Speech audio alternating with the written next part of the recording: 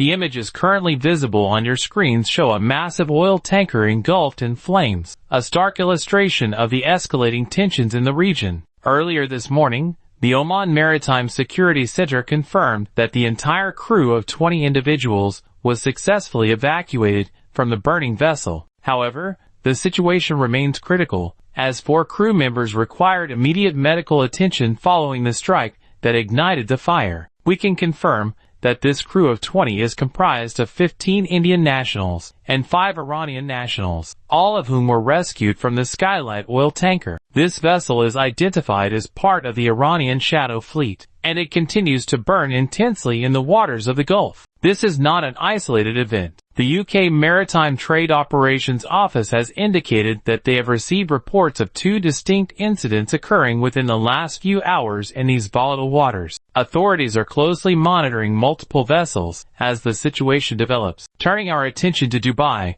the situation is equally concerning. We have received reports that the city has been targeted by missile strikes, with the projectiles aimed at vital civilian infrastructure, including prominent hotels and major airports. Inside the government of the United Kingdom, concerns are mounting rapidly. Dubai serves as one of the world's most significant aviation hubs, and there are currently hundreds of thousands of British citizens who may find themselves stranded. This potential crisis extends not just to Dubai, but across the entire Middle East. The sheer volume of people who may require evacuation is a massive logistical challenge that the government is expected to address and potentially act upon over the next 24 hours. Experts are also looking at the internal dynamics of Iran to understand where this might lead. In a nation with a population exceeding 91 million people, the scale required for any significant civilian shift is immense. While some suggest a turning point could be reached if the public rises up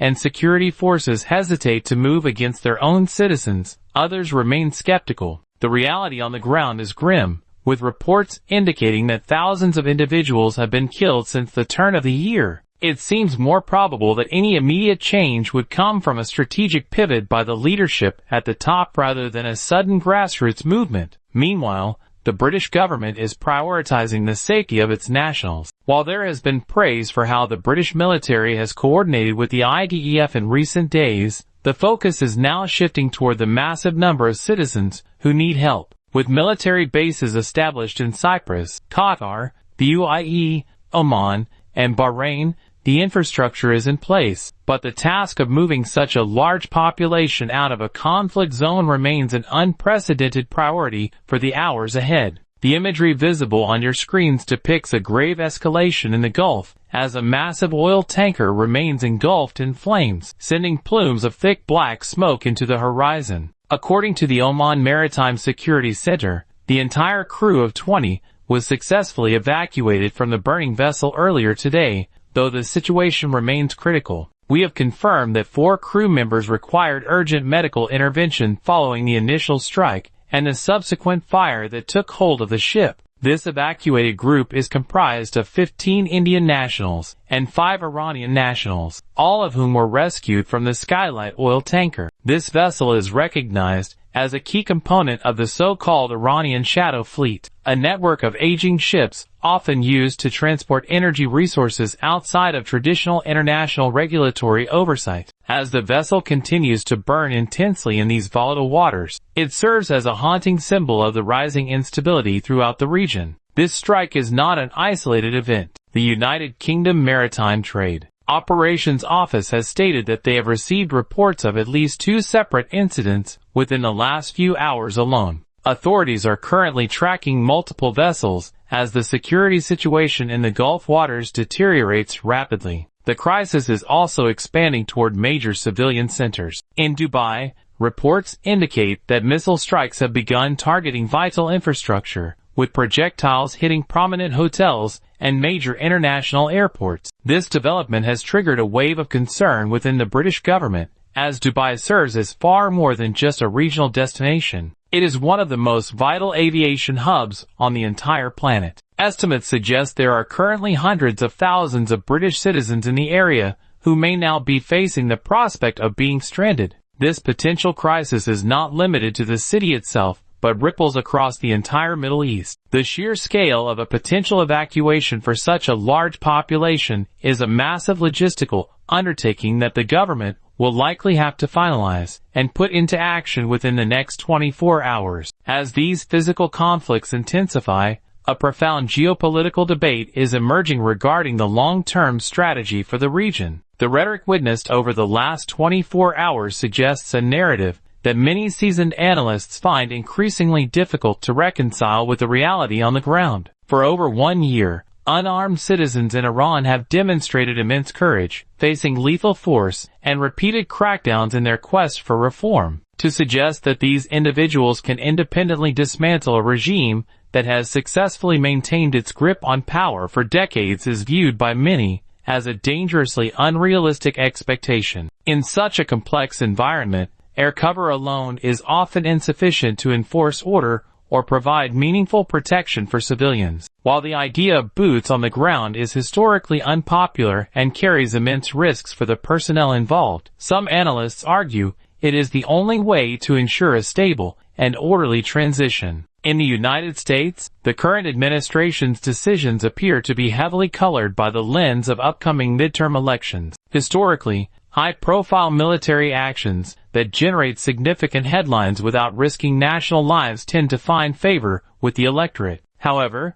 a strategy built primarily on short-term political optics often lacks the analytical depth required for a successful long-term outcome. It is much like attempting to navigate a treacherous coastline without a detailed map. You may avoid the immediate rocks, but the long-term journey remains perilously uncertain. We must look to history to understand the potential consequences of a sudden power vacuum. During the revolutionary crisis of the late 1970s, the collapse of the existing order led to the rise of the Ayatollah and a total reconfiguration of regional dynamics that continues to impact global politics today. History serves as a reminder that without a clearly defined objective and a comprehensive plan for the day after, a state of chaos can lead to results that are far more volatile than the original status quo. This instability has immediate and severe implications for the global economy. As international energy markets prepare to open tonight, analysts are predicting a significant and sudden price surge. We are currently looking at a direct threat to approximately 1/5 of the total global oil supply, specifically concerning the vital transit routes that keep the world economy moving. This is the natural result of engaging in military maneuvers before a comprehensive exit strategy has been established. In Washington, the legislative branch has been largely sidelined in the recent decision-making process, which raises serious constitutional questions about the authority to conduct these operations. While a vote in Congress is expected next week, the delay highlights a significant lack of a unified strategy at the highest levels of government. Some within the international community are hoping for a transition similar to the events in Egypt in 2011. Where security forces eventually refused to move against their own citizens. However, placing the future of the region on such a gamble is considered by many to be an extraordinary risk. The alternative could mirror the devastating and protracted conflict seen in Syria beginning in 2012, where a lack of international consensus and clear strategic goals led to a decade of humanitarian crisis and regional fragmentation. The current approach has been described by some as an anti-power doctrine, characterized by a lack of clear objectives and a defined path for withdrawal. While most agree that the current leadership in the region has been a primary source of regional instability and hostility for nearly 5 years, tactical strikes are only one part of a much larger equation. Any sustainable solution must address the nuclear question and ensure the long-term security of regional allies, including Israel. Meanwhile, the British military is reportedly coordinating efforts from its bases in Cyprus, Qatar, the United Arab Emirates, Oman, and Bahrain. These locations are being prepared to facilitate the help needed for the massive number of citizens who may require immediate evacuation. For the people on the ground who have long sought change, the removal of a leader is a significant moment, but the failure to follow through with a strategic commitment may eventually be perceived as a profound betrayal. The looming question for the coming hours is whether the potential closure of the world's most vital maritime energy routes will finally compel a more coherent and unified international response to the crisis.